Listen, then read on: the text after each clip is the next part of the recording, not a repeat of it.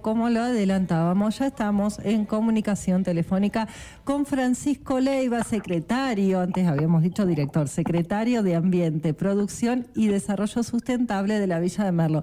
Buen día, Francisco, muchas gracias por la comunicación. Celeste, Jorge y Pamela, te saludamos. Hola chicos, ¿cómo están? Buen día a toda la gente que los está escuchando. Un gusto compartir con ustedes este día hermoso. Muchísimas gracias, te escuchamos que estás de un lado al otro con la difusión, Sí, ¿no? perdón. No, está muy bien y creemos que de eso se trata también parte de la tarea de todos los funcionarios, dar a conocer las acciones, así que bueno, buenísimo y te agradecemos nuevamente la comunicación. Bueno, Francisco, en el día de ayer se presentó el Plan Local de Acción Climática, si querés contarnos un poco de qué se trata.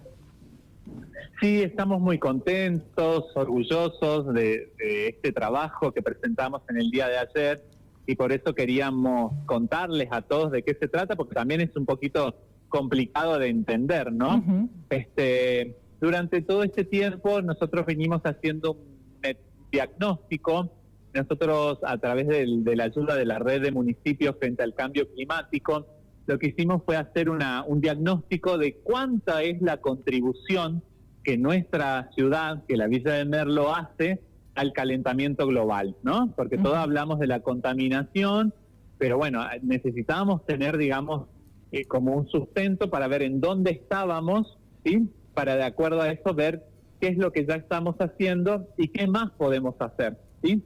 Entonces, tomamos como base el año 2023 y ahí hicimos toda una serie de mediciones respecto de las emisiones de gases de efecto invernadero a partir de la combustión de los automóviles, a partir del consumo de energía, ya sea eléctrica, de gas natural, de gas envasado, de leña, también la cantidad de residuos que se generan, los cambios en el uso de suelo que hemos tenido en los últimos 30 años.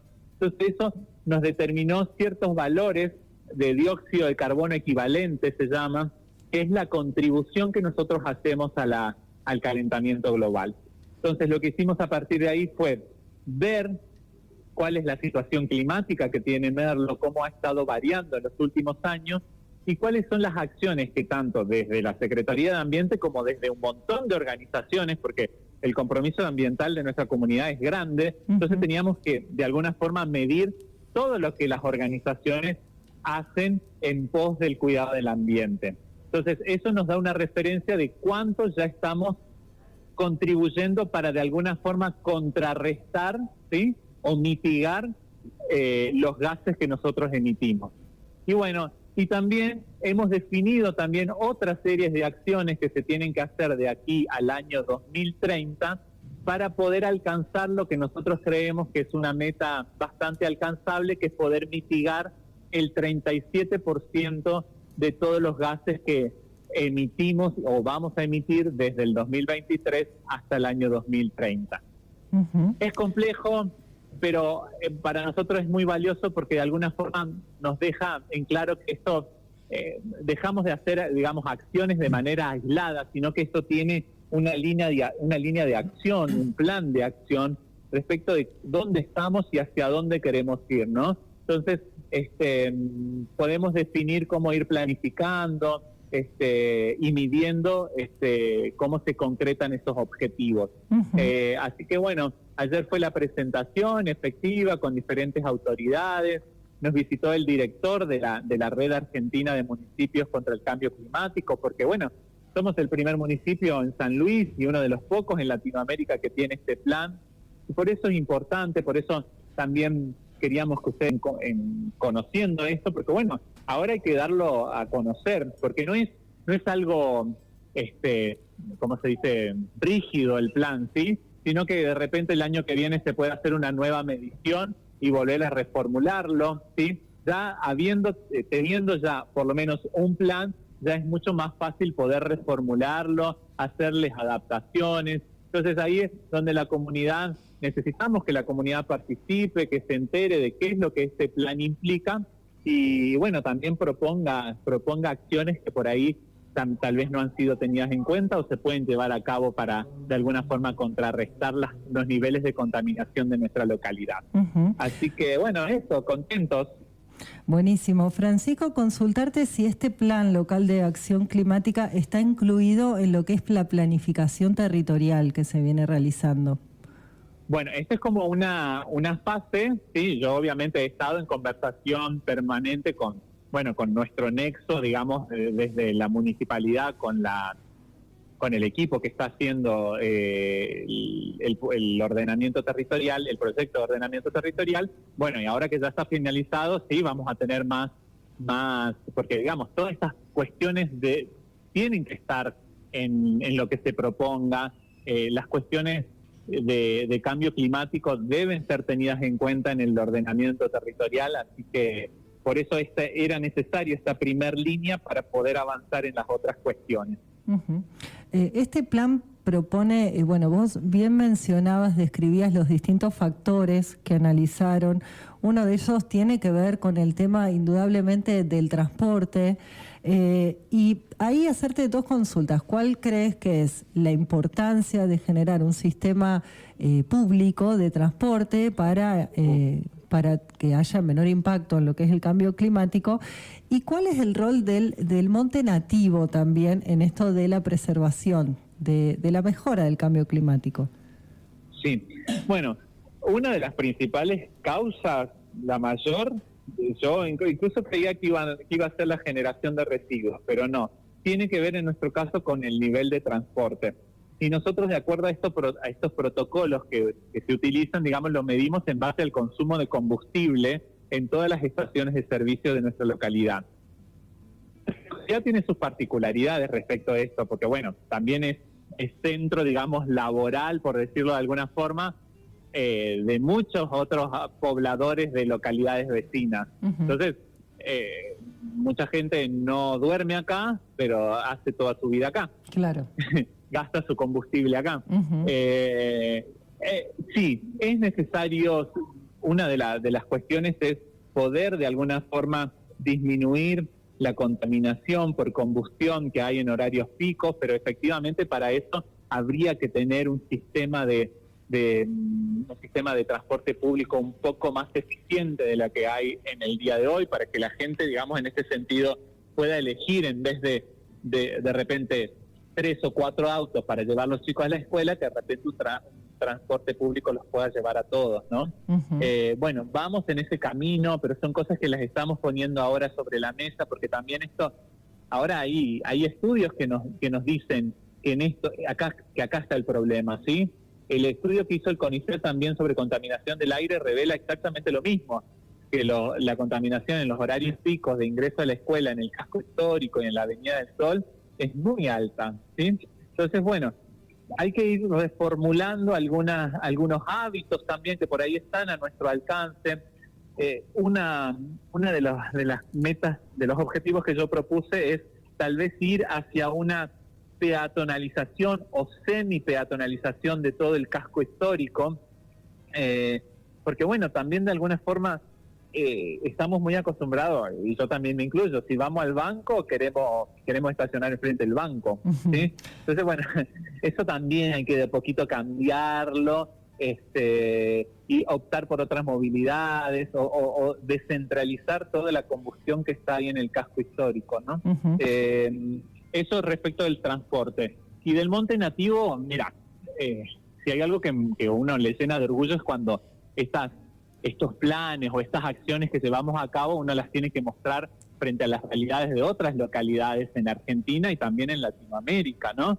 La verdad que ayer el director de la RAMCC se sorprendía mucho, porque también ayer fuimos a visitar la nueva reserva El Naranjero, donde, bueno, pusimos en primer lugar el cartel que la identifica.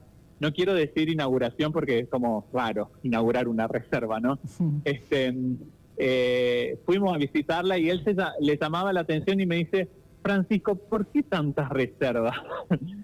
Y le digo, no es sino porque también es una demanda de la comunidad y un compromiso para resguardar diferentes ecosistemas dentro de nuestra localidad.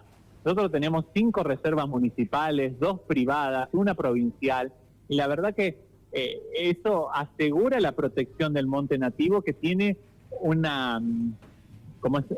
protagonismo fundamental a la hora de bajar los niveles de temperatura, de controlar los niveles de temperatura en nuestra localidad.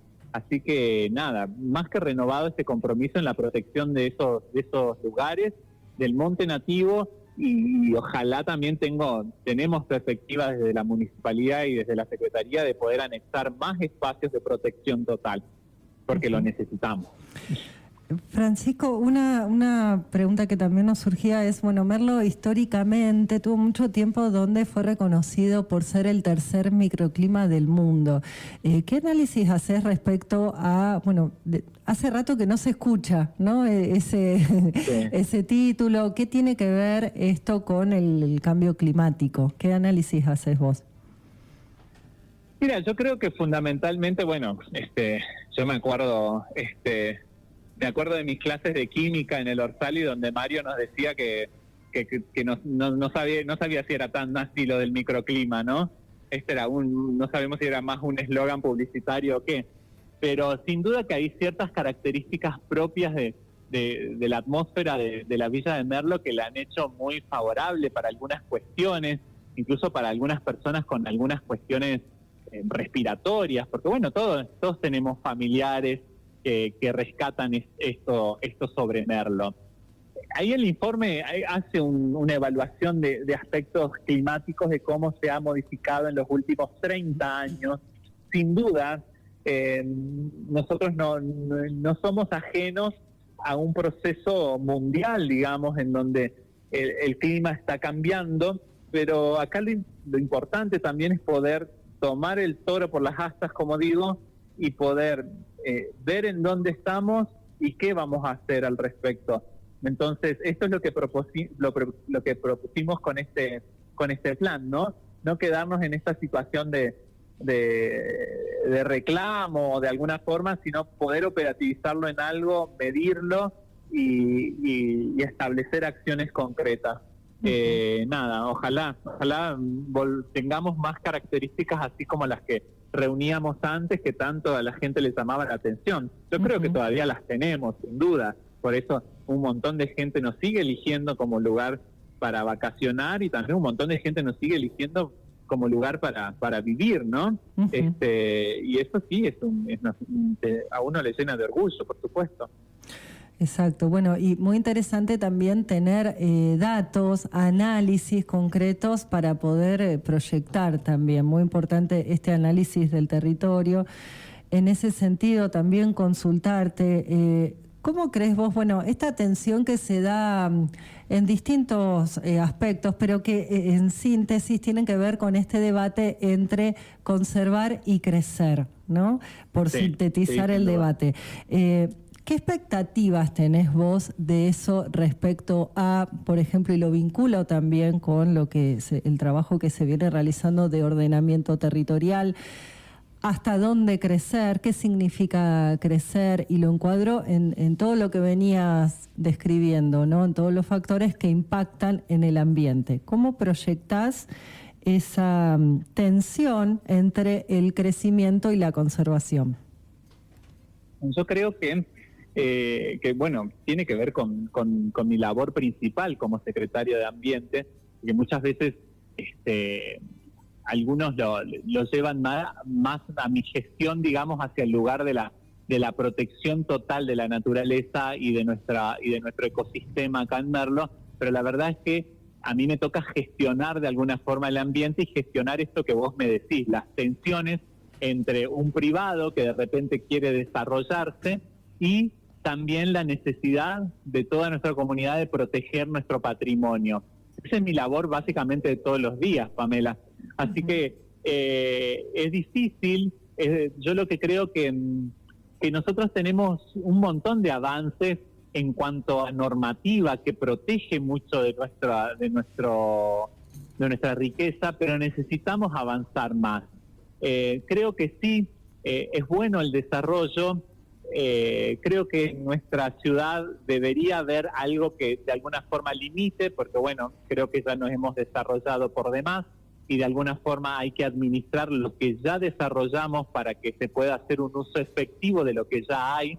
O sea, llamémosle a lo siguiente, ¿para qué vamos a lotear más si todavía hay un montón de lotes disponibles para ventas que no son ocupados, por ejemplo? ¿Vos estás de acuerdo en ese sentido, en frenar la aprobación de loteos? Sí, por supuesto. O sea, hay que limitarla de alguna forma, porque si nosotros acá nos encontramos con es muy actual, digamos, el fallo de la Corte respecto a la cuestión al caso Mercau, ¿no? Si nosotros entramos en una cuestión prohibitiva, nos vamos a enfrentar contra cuestiones como es el derecho privado, digamos, por ejemplo, a la propiedad. Tenemos que ir avanzando hacia una legislación más moderna, en donde podamos encontrar puntos que de alguna forma restrinjan el desarrollo o lo hagan muy poco viable económicamente para que de alguna forma poder, ¿cómo se dice?, reducir el desarrollo, por ejemplo, de loteos, porque está bueno lo que vos decís de prohibir el desarrollo de más loteos, pero la acción de prohibir a veces nos trae consecuencias como la que posiblemente nos traiga ahí toda la cuestión del caso Mercau y con la zona T4, que no digo que no haya servido. En algún momento esta legislación era buena, pero hoy día hay que actualizarla de alguna forma porque la cuestión legal y el avance, digamos, de las estrategias legales nos paran en una situación particular y tenemos que defender nuestro patrimonio, y por eso es muy importante la participación de la gente en esas cuestiones en el Consejo Deliberante, en la legislatura provincial, para que lo que salga de ahí no traiga otras consecuencias que a veces pueden ser mayores incluso, ¿no? Sí, hay que gestionar el desarrollo de una mejor forma. No te diría prohibir, pero gestionarlo mejor.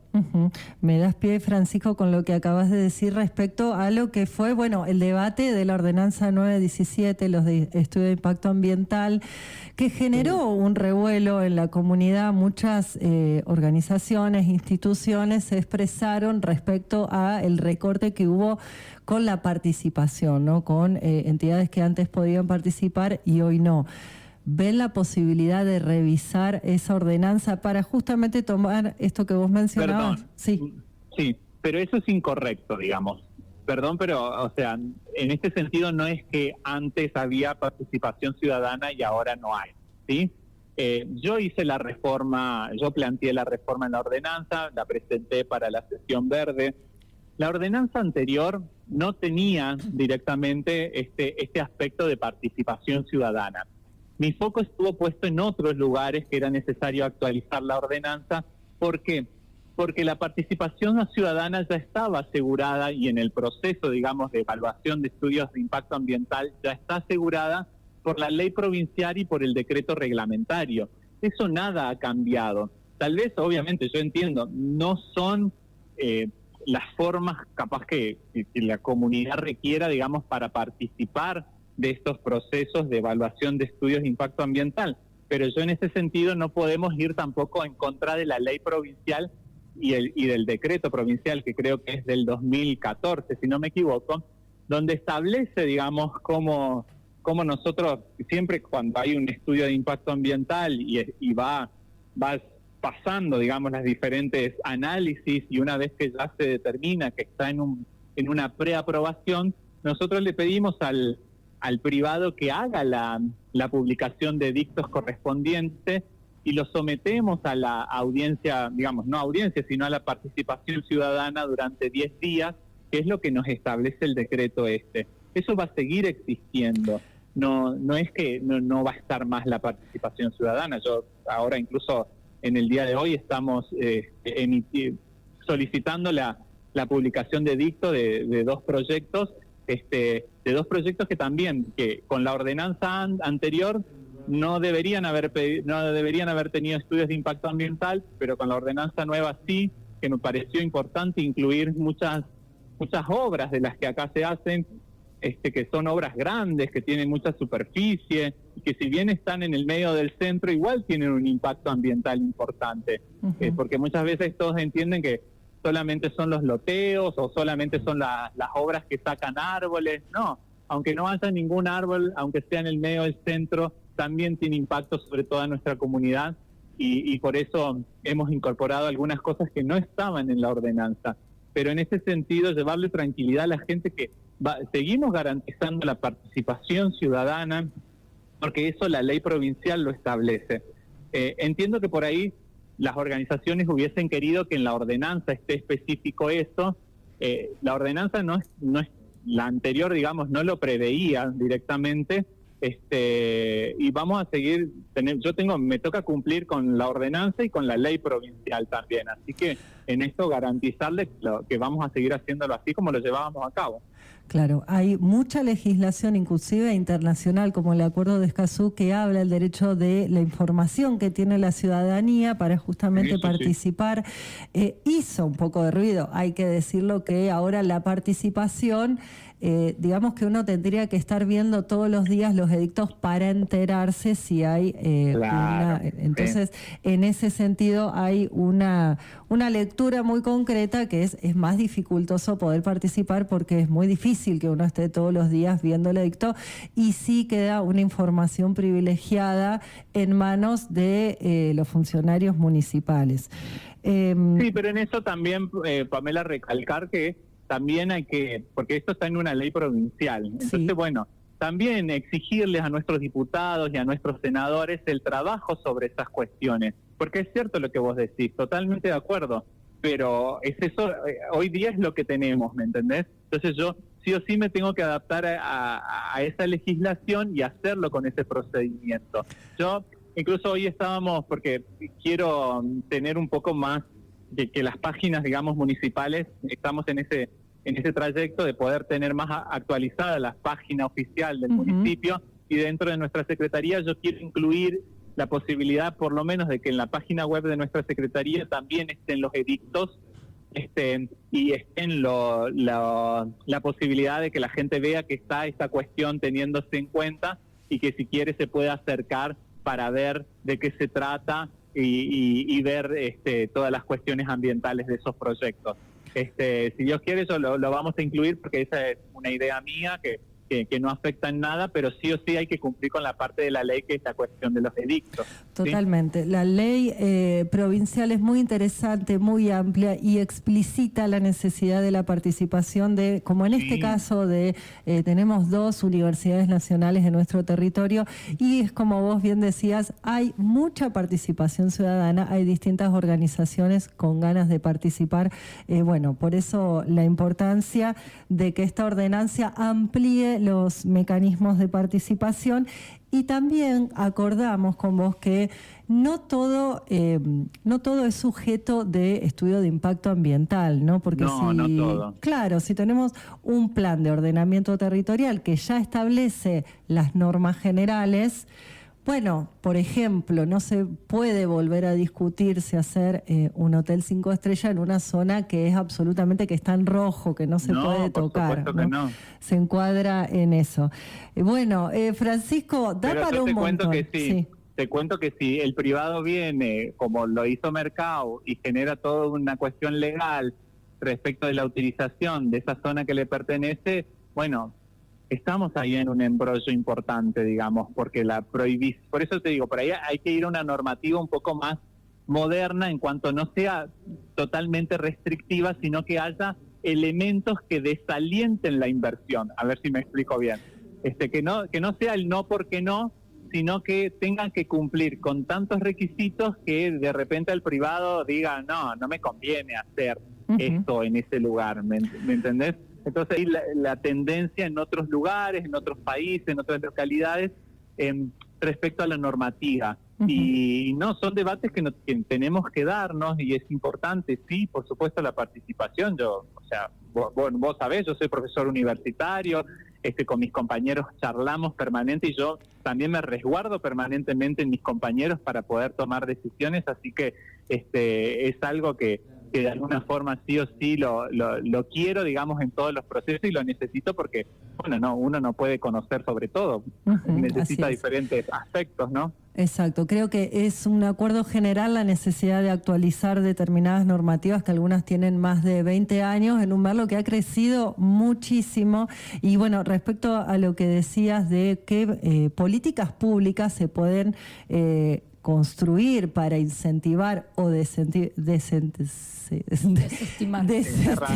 Claro, para no incentivar más, digamos. Lo que pasó es que también fue un poco contradictorio que eran los mismos funcionarios. En este caso, Juan Álvarez Pintos era uno de los propulsores de un hotel 5 estrellas en una zona donde eso está totalmente prohibido. Entonces ahí surgen también las contradicciones.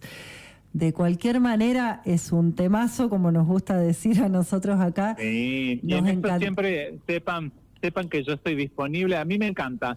A mí, yo te voy a aclarar algo. Sos la primera, digamos, que en todo este tiempo que lleva en la cuestión, digamos, respecto de la reforma de la ordenanza de estudios de impacto ambiental, yo fui quien la presentó y jamás a mí nadie me ha preguntado cuál ha sido mi punto de vista o cómo ha sido este proceso. Sos la primera que viene a traer una colación esto en la entrevista y yo la verdad que soy materia dispuesta, podemos tener muchos puntos de vista distintos, pero yo siempre quiero aclarar desde dónde son mis iniciativas, cómo las hago, por lo menos para que se sepa. Se puede compartir o no, pero bueno, yo por lo menos las aclaro. Se está armando una cita en este momento, una nota presencial acá. Una invitación en vivo. Una invitación sí, no hay en vivo. Ningún problema. No llegué en vivo hoy porque como vos dijiste, estoy corriendo y era el changuito, el cachito que me quedaba entre una radio y otra, por eso quisimos igualmente hacerlo telefónicamente, ¿sí? Francisco, un gustazo, te agradecemos muchísimo esta comunicación, nos encantaría poder tener este diálogo, esta conversación de, como vos decís, un intercambio de información, la gente que está interesada en estos temas que pueda preguntar también, dar la opinión, ¿por qué no? Bueno, y de manera presencial. Agradecerte mucho este tiempo, sabemos que estás corriendo de notas, nosotros nos pasamos un ratito, pero creímos que valía la pena. No hay problema. Yo les mando un abrazo grande y decirle que ahora te voy a mandar ahí por teléfono los links del plan local de acción climática para que ustedes también nos ayuden a difundirlo, para que la gente lo pueda leer, ver de qué se trata y bueno, de ahí también podamos promulgar esta participación de todos, ¿sí? Bárbaro, muchísimas gracias. Saludos a todos, que tengan buen día. Saludos. Buen día. Estábamos entonces en comunicación telefónica con Francisco Leiva. Él es secretario de Ambiente, Producción y Desarrollo Sustentable. ¿Te pareció interesante el contenido? Escanea el QR y suscríbete.